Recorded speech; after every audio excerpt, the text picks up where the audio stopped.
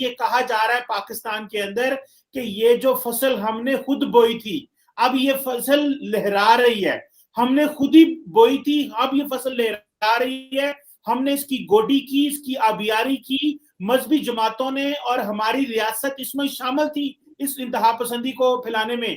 उन्होंने कहा है कि हम तालिबान हैं आइंदा। तालिबान भी आज शर्मिंदा है, हमने तो तालिबान को भी पीछे छोड़ दिया, दुनिया तो तालिबान को समझ रही थी ये बर्बैरिक हैं, हम तो उससे भी आगे निकल गए हैं। उस गरीब के जिस्म की कोई हड्डी साबुत नहीं थी और उसकी मौत खोपड़ी की हड्डी, जो इंसान की सबसे मजबूत हड्डी होती है, खोपड़ी की हड्डी टूटने की वजह से उसकी मौत हुई।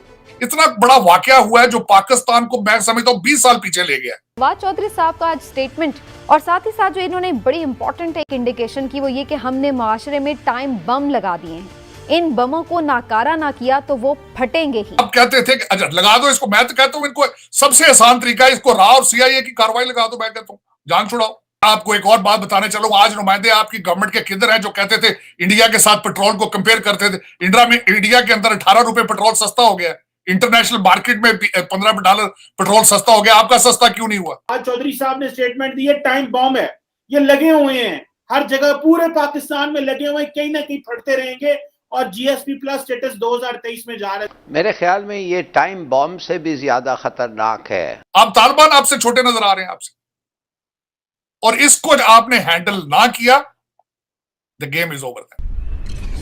नमस्ते दोस्तों, जय हिंद।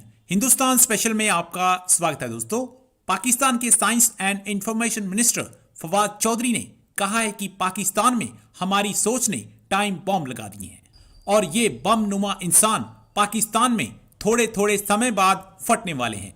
ये हमारी जिहादी सोच का ही नतीजा है। फवाद चौधरी ने कहा कि हमारे पास वक्त बहुत कम है, ये बम हमारे ऊपर ही फटेंगे और दुनिया में पाकिस्तान का हाल अफगानिस्तान से भी बुरा होगा। पाकिस्तानी मीडिया ये भी बता रहा है कि हमारे मुल्क ने तो तालिबान को भी पीछे छोड़ दिया। दुनिया तालिबान को भूल आज पाकिस्तान का नाम ले रही है। हर एक की जुबान पर पाकिस्तान में हुई इस दरिंदगी का जिक्र है और तालिबान से हम इस मामले में बहुत आगे निकल चुके हैं। अब पाकिस्तान के जीएसपी प्लस स्टेटस को जाने से दुनिया की कोई ताकत नहीं रोक सकती। So friends, let's start this video. Thank you very much. Tarak साहब ये बताएं हम यहाँ पे कैसे पहुंचे हैं कि ये कल की ये 18-18, 20-20 साल के बच्चे ये महसूस कर लेते हैं कि हमें जिसको मर्जी मार के जला के राख कर दें, ये हमारा हक है और हम ऐसे ही करेंगे और हम आइंदा भी ऐसे ही करेंगे। ये हम किस तरह पहुंचे हैं तारक साहब यहाँ पे? चीमा साहब, आज तालिबान भी शर्मिंदा है। आपने तालिबान को भी छोटा कर दिया है। जो सियालकोट में हुआ है, वो जो जिस तरीके से एक इंसान को घसीट के मारा और फिर उसकी लाश को आग लगाकर आपने सेल्फियां बनाई हैं, तालिबान भी आप अब छोटे नजर आ रहे हैं। तालिबान से भी आगे जा चुके हैं। ये वही जगह है जहां पे हमारी एक खास तंजीम बड़ा अरसा वहां धरना दे के बैठी रही, जहां पे जाके पूरे मुल्क ने घुटने टेके उनके सामने उन्होंने कहा है कि हम तालिबान हैं आइंदा, हमारा कोई हम आपके साथ सीट नेगोशिएट करेंगे। दुनिया की पाकिस्तान की मोस्ट लिबरल पार्टी जो कि अपने धरनों पे म्यूजिक बजाते थे, लड़कियां नाचती थी, उन्होंने कहा था कि हम आइंदा एक मजहबी तंजीम के साथ सीट एडजस्टमेंट करेंगे। और मैं सबसे बड़ी एक काबिले अफसोस बात कहूंगा कि उसका जो मुआहदा है उसको अभी तक डिस्क्लोज ही नहीं किया गया। अब कहते थे कि अच्छा लगा दो इसको, मैं तो कहता हूं इनको सबसे आसान तरीका है इसको राव और सीआईए की कार्रवाई लगा दो, मैं कहता हूं जान छुड़ाओ, अगर यही करना है। मेरी समझ से बाहर है कि इस वक्त हमें गवर्न कौन कर रहा है, हमें लीड कौन कर रहा है, या आगे फ्यूचर में कौन करेगा। जो भी जिम्मेदार अदारे हैं, जो भी जिम्मेदारान हैं, उनको अपने अपने वो जो बिलों से बाहर निकल के लीड करना पड़ेगा। इस तरह नहीं चलेगा। खान साहब ने तो कह दिया कि 3 महीने मिनिस्टर बाहर नहीं जाएंगे, उन्होंने तो 3 महीने बता दिया कि 3 महीने क्रूशल है। वो तो हालत जंग में उन्होंने तो अपनी पोजीशन ले ली है। बल्कि मुझे किसी ने यहां तक बताया कि उन्होंने कहा कि मिनिस्टर 3 महीने इस्लामाबाद से भी बाहर नहीं जाएंगे, हालात इतने नाजुक हैं।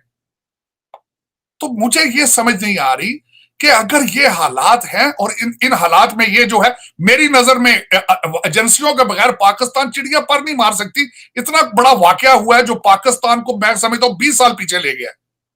आप मुझे ये बताएं, मैं बाहर बैठा ओवरसीज पाकिस्तानी हूं, हमारे ऊपर एक जिम्मेदारी लगाई जाती थी कि पाकिस्तान का इमेज सॉफ्ट किया जाए। रहील शरीफ साहब ने कहा था कि हमने अच्छे तालिबान बुरे तालिबान की पॉलिसी कैंसिल कर दी है, हमने 75,000 लोगों की जानों का नजराना पेश किया है दहशतगर्दी के खिलाफ। आज फिर आप कहां हैं? आज आप तालिबान आपसे छोटे नजर आ रहे हैं आपसे, और इसको आपने हैंडल ना किया, द गेम इज ओवर। बिल्कुल सही कह रहे हैं आपने। जो पंच लाइन दी है तारड़ साहब के, तालिबान भी आज शर्मिंदा है। हमने तो तालिबान को भी पीछे छोड़ दिया, दुनिया तो तालिबान को समझ रही थी ये बर्बैरिक है, हम तो उससे भी आगे निकल गए हैं कि ये जो बर्बरिज्म है हमने तो उसकी भी मिसालें कायम कर दी हैं, शायद ऐसी नहीं कहीं मिलेंगी। आज मैं बता रहा हूं तालिबान बहुत अच्छे लग रहे हैं आपसे, जिस तरीके से वो अब देखे ना, वो जिस तरीके से अमेरिका से बातें कर रहे हैं, जिस तरह दूसरे ममालिक से कर रहे हैं, जिस तरीके से उन्होंने लॉ एंड आप थे, तो मेरा पास इंसानियत शर्मिंदा, आज पाकिस्तान पे इंसानियत शर्मिंदा है। मेरे पास तो वर्ड्स नहीं है कि ये कहा जा रहा है पाकिस्तान के अंदर कि ये जो फसल हमने खुद बोई थी अब ये फसल लहरा रही है, हमने खुद ही बोई थी अब ये फसल लहरा रही है, हमने इसकी गोडी की, इसकी आबियारी की, मजहबी जमातों ने और हमारी रियासत इसमें शामिल थी इस इंतहा पसंदी को फैलाने में, और ये मजहबी जुनूनी जत्थे जो हैं यही हमारा मुस्तकबिल है। सियासी जमातों ने अपना इसमें किरदार डाला, और हर जमात ने। तारड़ साहब, अगर ये चीजें हैं, हम तो दुनिया को कह रहे थे हमने दहशतगर्दी की जंग लड़ी है, वो कहते हैं कौन सी जंग लड़ी भाई तुमने? वो तो क्वेश्चन लगाते हैं कि आपके मुल्क में तो जुनूनी है। तो ये जो रियासत के इन्वॉल्व होने की बात है, या हमने गोडी की, आबियारी की, ये फसल तैयार की, ये फसल पकी हुई है। अब हर बंदा, वो जो फवाद चौधरी साहब ने स्टेटमेंट दी है, टाइम बॉम्ब है, ये लगे हुए हैं हर जगह, पूरे पाकिस्तान में लगे हुए हैं, कहीं ना कहीं फटते रहेंगे, और जीएसपी प्लस स्टेटस 2023 में जा रहा है। सर, इस पे क्या कहते हैं आप? इस पे मैं ये कहूंगा कि जितनी आपकी ये फसल जिन्होंने बोई थी, उनके सबके बच्चे अमेरिका और इंग्लैंड में बैठे। अगर इन कॉन्सिक्वेंसेस को आपने ठीक ना किया, एक फॉरेनर जो 11 साल से पाकिस्तान में रह रहा था, 2 बच्चों का, मासूम बच्चों का बाप था, वो उनकी बद्दुआएं बर्दाश्त नहीं, ये पाकिस्तान बर्दाश्त नहीं कर पाएगा। ये मैं बता रहा हूं। इंटरनेशनल कम्युनिटी इस वक्त, मैं बता रहा हूं, आप तो पहले ही बहुत पीछे थे।